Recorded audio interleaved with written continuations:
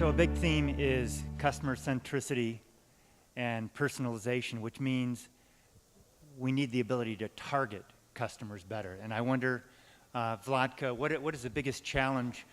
I think we all have this vision of doing that last slide, but there are a lot of hurdles. And I wonder what you think of the key hurdles in doing that. Yes, and I think one of the main hurdles is there are so many tools and technologies, but they also don't talk to each other. You are very limited with your budget of, how many softwares can you purchase.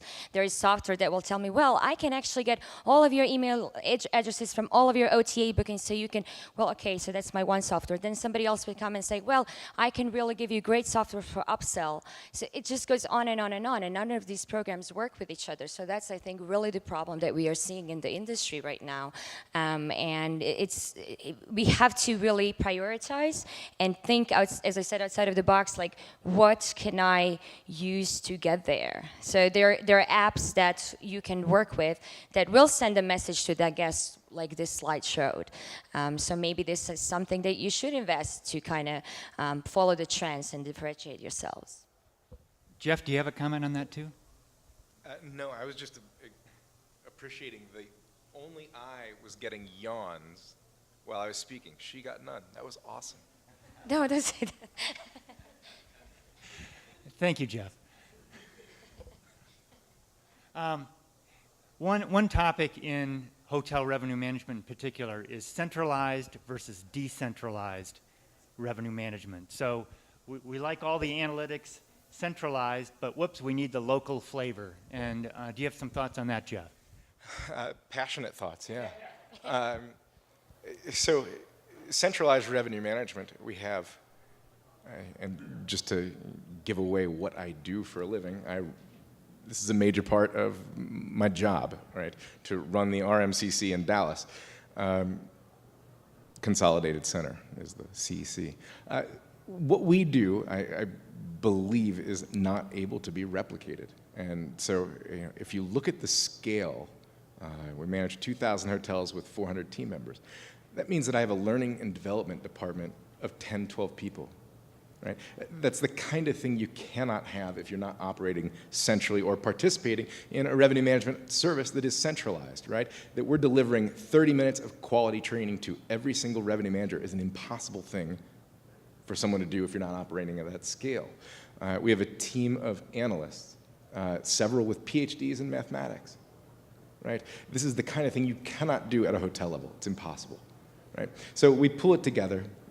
We're able to be nimble at that scale, we're able to be cost-effective at that scale, and we're able to deliver excellence, which is really the only reason anyone would do it in any way, right? If we're not driving a premium for all those advantages, then we're not doing our jobs, and thankfully we are. I just wanted to add one thing. I totally agree with everything he says. And another thing is also, it seems that also you're a little bit more effective when you're not on the property level. You're more involved, but you really get pulled into all these meetings that are like, why am I there? But the main point, I think, is also the cost-effective and more controlled, what you mentioned. So. Okay, and I think that relates to your whole company as well, in terms of centralizing or outsourcing to somebody that can actually focus on revenue management and add that value to a property. You had something, Steve? Yeah, just a quick comment also. There's a lot of political advantage in that. Many times revenue managers can't do what they want to do because of the GM. Let's face it. And if they report to the GM or up worse yet through the sales guy, they can't do revenue management. Yeah, no doubt. Agreed, yeah. No doubt. Another advantage we didn't talk about was the efficiency through scale, right? And that goes back to the cost a little bit, but if we're able to manage 14 hotels per person now, we will get to 17, we will get to 23, right? What we need to do is keep this model moving, and ultimately the savings goes back to that same GM who may not have been cooperative every time to begin with. Yeah. Jeff, we had another question from the group. How do you measure forecast error, and what is acceptable? Acceptable has some variance to it, but how we measure it, we have to measure it in an absolute. I don't know if that's too generic, but we have too many hotels. Once we add it up, you missed by 10% that day, 10% on that day, and 10 years ago you'd say, I got it right, because it was 0. Right. So I think the first thing, if you're wondering how to go do it, be sure you're measuring in an absolute, or you're going to be giving way too much credit to your revenue manager for a job they may not have done as well. We also want to look at it over time, right? I mean, there's going to be variability, and the reason we forecast is a few different reasons. I mean, at a hotel, it's to help the operation, right? The operation has to plan how many people do you staff for all the different functions. How do you put them there, and what do you book? What do you do? The other is to deliver programs like gave a few examples. If we're not forecasting when our problems are, we are wasting downstream tons of money trying to fix a problem that did or didn't exist, or one that we didn't catch early enough. An acceptable margin of error, in my world, it's 2 percentage points. Wow.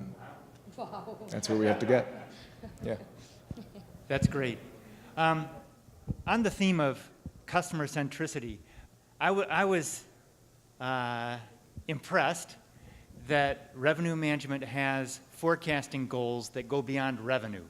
And so you could get more revenue for having fitness equipment in this one room, but no, you're after customer satisfaction and loyalty and so on.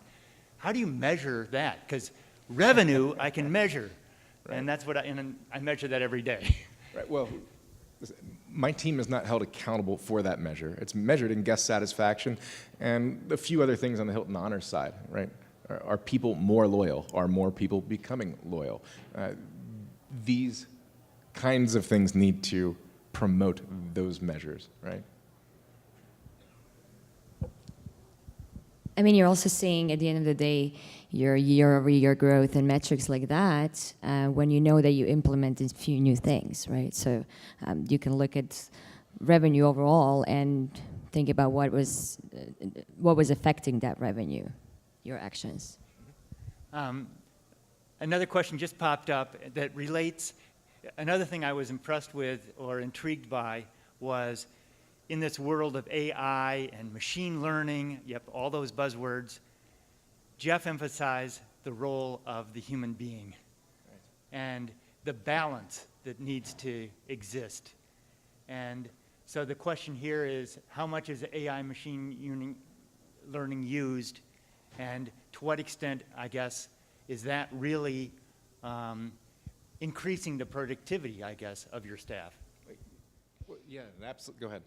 So, I'll let you do it, but I just want to give one simple example in our day-to-day work.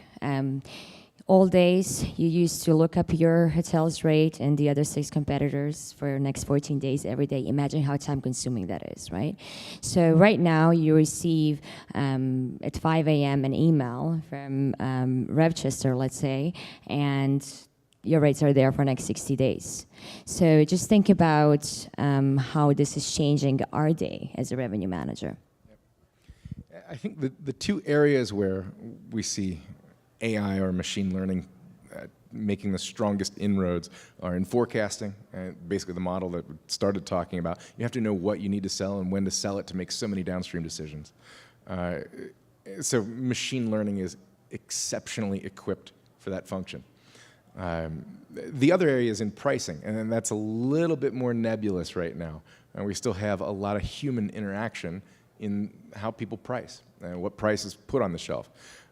I think most of us, at least on the supplier side, we have an opportunity where we still think of how do we price our entry-level product, and then we look at every other product from that mark, right? There's a place where we will get where we know that the person who buys the 2-bedroom suite for 2 weeks is absolutely buying independently of how the entry-level room sold for 1 day, right? We aren't anywhere near there. Pricing, machine-based pricing, algorithm-based pricing will get us there. Right now, we rely on people to do that, and that's an area where I think we should see some significant improvement.